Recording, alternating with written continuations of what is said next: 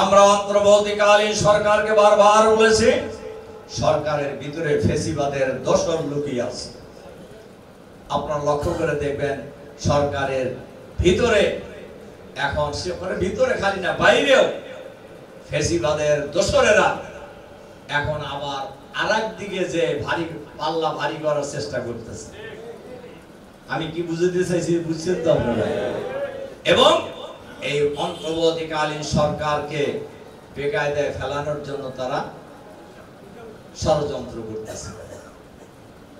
Practically বাংলাদেশের মানুষ 2001 সালে নির্বাচনের পরে আর কোন নির্বাচনে সঠিকভাবে ভোট দিতে 8 সালে তাও একটা মোটামুটি হয়েছিল, ষড়যন্ত্র হয়েছে, ভোট কারচুপি হয়েছে, রেজাল্ট পরিবর্তন হয়েছে। কিন্তু 14 সাল, 18 সাল আর 22 সাল এই নির্বাচনে ভোটাররা ভোট কেন্দ্রে যাইতে পারে নাই, অর্থাৎ ভোট হয় নাই। এতদিন আপনি ধৈর্য ধরতে পারলেন, আর 1-2 মাসে কি আসে যায়? আবার আমাদের প্রতিবেশী রাষ্ট্র বলছেন ডিসেম্বরে নির্বাচন হইতে হবে। বাংলাদেশে কখন নির্বাচন হবে এটা নির্ধারণ করবে বাংলাদেশের মানুষ। আপনি কে? দাদাগিরি চলবে না বাংলাদেশের মাটিতে। আর এই বাংলাদেশের মানুষ নিজেদের ভালো মন্দ বোঝা শিখেছে, সুতরাং দাদাগিরি করার সুযোগ এই বাংলাদেশের মানুষ আর দেবে না। সুতরাং আমরা বলেছি একটি ফ্রি ফেয়ার ক্রেডিবল ইলেকশনের জন্য যতটুকু সংস্কার প্রয়োজন, আমরা সংস্কার কমিশনের সাথে ডায়ালগের সময় আমরা এই কথা বলেছি।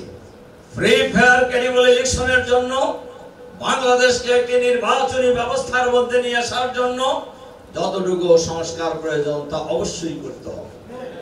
যেন তেন প্রকারের নির্বাচন করে কোন দলকে ক্ষমতায় আনার কোন ষড়যন্ত্র বাংলাদেশের মানুষ আর কোনদিন মেনে নেবে না, ইনশাআল্লাহ।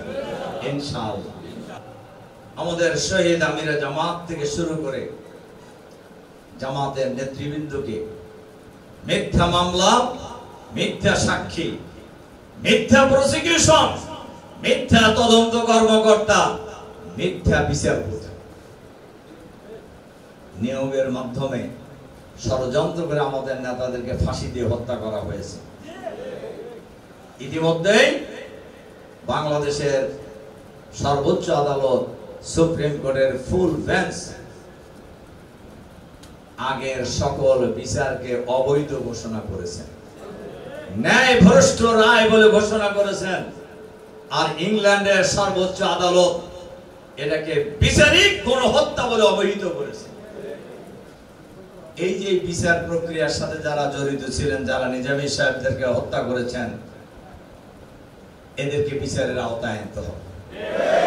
বিচারপতি, প্রসিকিউশন, তদন্ত কর্মকর্তা, মিথ্যা সাক্ষী সবার বিরুদ্ধে আইনানুগ ব্যবস্থা গ্রহণ করতে হবে। কারণ এরা খুনি, এরা খুনি, এরা কোনো ছোটখাটো খুনি না। যারা নিজামী সাহেবের মতো লোককে খুন করতে পারে তাদেরকে ছোট খুনি বলা যাবে না, এরা অনেক বড় খুনি, এদেরকে বিচার করতে হবে।